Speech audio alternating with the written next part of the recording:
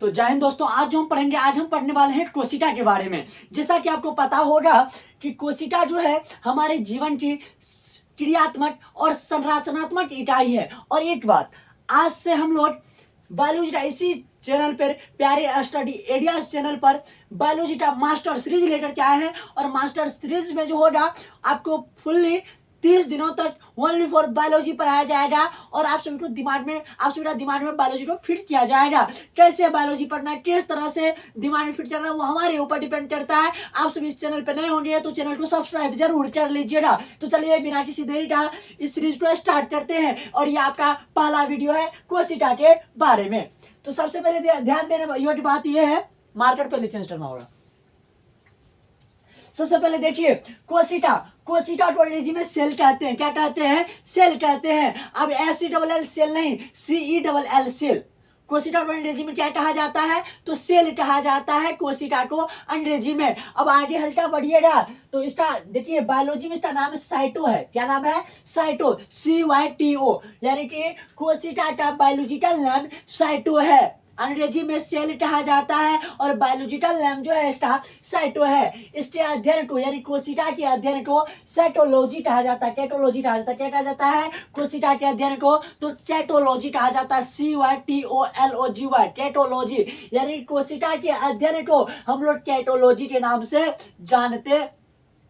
यहाँ तक समझ में आ गया। कोशिका का वैज्ञानिक नाम क्या है? तो साइटो है और उसका अध्ययन क्या करता है? कैटोलॉजी कहा जाता है। देखिए, कोशिका का जनक और खोज जो किया था रॉबर्ट हुक किया था। कोशिका खोज कौन किया था? रॉबर्ट हुक किया था। और कोशिका का जनक भी रॉबर्ट हुक को ही कहा जाता है। कोशिका का जनक किसको कहा जाता है? तो रॉबर्ट हुक को। कोशिका का खोज कौन किया? तो रॉबर्ट हुक किया। कब किया? तो 1665 ईस्वी में कोशिका का खोज किया गया था। अब देखिए, जीवित कोशिका का खोज एंटोनी वान लीवेनहॉक किया था। जीवित कोशिका का खोज कौन किया था? एंटोनी वान लीवेनहॉक। याद रहेगा, जीवित कोशिका का खोज एंटोनी वान लीवेनहॉक ने जीवित कोशिका का खोज किया था। सबसे छोटी कोशिका माइक्रोप्लाज्मा है। सबसे छोटी कोशिका क्या है? तो माइक्रोप्लाज्मा है। सबसे बड़ी कोशिका की बात किया जाए तो शुतुरमुर्ग का अंडा। यहाँ मानव की बात नहीं कर रहे हैं, मानव में सबसे छोटा या मानव में सबसे बड़ा, ओनली फॉर हम पूछ रहे हैं सबसे छोटी कोशिका तो माइक्रोप्लाज्मा। और सबसे बड़ी कोशिका किसमें पाया जाता है? तो शुतुरमुर्ग के अंडे में सबसे बड़ी कोशिका पाया जाता है।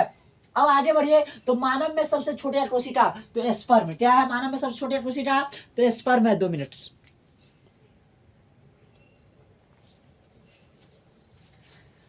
मानव में सबसे छोटा कोशिका है स्पर्म है, जिसको शुक्राणु कहते हैं। मानव का सबसे छोटा कोशिका शुक्राणु। मानव में सबसे बड़ा कोशिका अंडाणु। याद रहेगा, सबसे छोटा तो शुक्राणु, मानव में सबसे छोटा कोशिका तो शुक्राणु हो जाएगा। और मानव में सबसे बड़ा कोशिका तो वो अंडाणु हो जाएगा। मानव में सबसे लंबी कोशिका न्यूरॉन है। क्या है? मानव में सबसे लंबी कोशिका न्यूरॉन को कहा जाता है।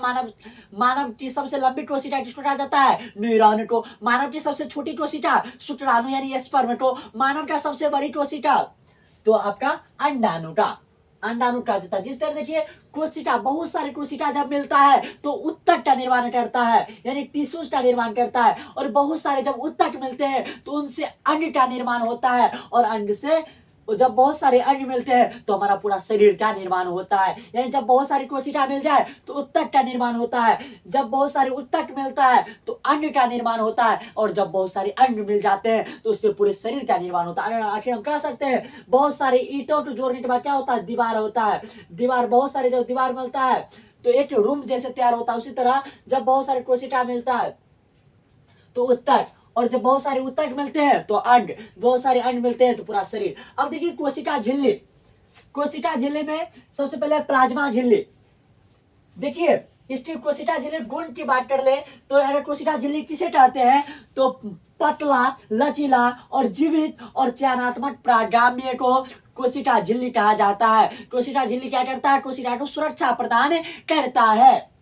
आगे कोशिका झिल्ली पादप और जंतु दोनों में पाया जाता है। कोशिका झिल्ली यानी कि पादप कोशिका में भी और जंतु कोशिका में भी कोशिका झिल्ली पाया जाता है। और प्रोटीन कोशिका जो झिल्ली जो बना होता है वो प्रोटीन का बना होता है। किस चीज का बना होता है? कोशिका झिल्ली तो प्रोटीन का कोशिका झिल्ली बना होता है। कोशिका के सभी अंग इसी झिल्ली में रहता है। कोशिका का जो भी अंग रहेगा तो वो कोशिका झिल्ली में ही रहता है, इसी झिल्ली में रहता है। यानी कि कोशिका झिल्ली कैसे बना होता है? तो प्रोटीन का बना होता है और कोशिका के सभी अंग कोशिका झिल्ली में ही रहता है। आगे कोशिका की भित्ति की बात करें तो कोशिका भित्ति ओनली फॉर प्लांट में पाया जाता है, केवल और केवल पादप कोशिका में, पादप में ही पाया जाता है कोशिका झिल्ली। और यह सेल्यूलोज का बना होता है। यानी जब पौधा में पाया जाता है, पूछा जाता है कागज क्या चीज का बना होता है? तो सेल्यूलोज का बना होता है। पौधा में क्या पाया जाता है? तो सेल्यूलोज पाया जाता है। और देखिए ये सेल्यूलोज का बना होता है और ये क्या करता है? सुरक्षा का आकार प्रदान करता है। समझे? सुरक्षा और आकार कौन प्रदान करता है? कोशिका भित्ति प्रदान करता है। कोशिका झिल्ली क्या करता है? सुरक्षा प्रदान करता है। इतना आप सबको समझ में आ गया होगा। तो मिलते हैं नेक्स्ट एपिसोड में, तब तक के लिए जय हिंद। तो इस चैनल को सब्सक्राइब करें क्योंकि इस पर आने वाला है master series, biology master series हम लेकर के आ रहे हैं, जिसमें संपूर्ण बायोलॉजी आपको बताया जाएगा और पढ़ाया जाएगा और दिमाग में सेट किया जाएगा। इस चैनल पर नए होंगे तो चैनल को सब्सक्राइब जरूर कर लीजिएगा।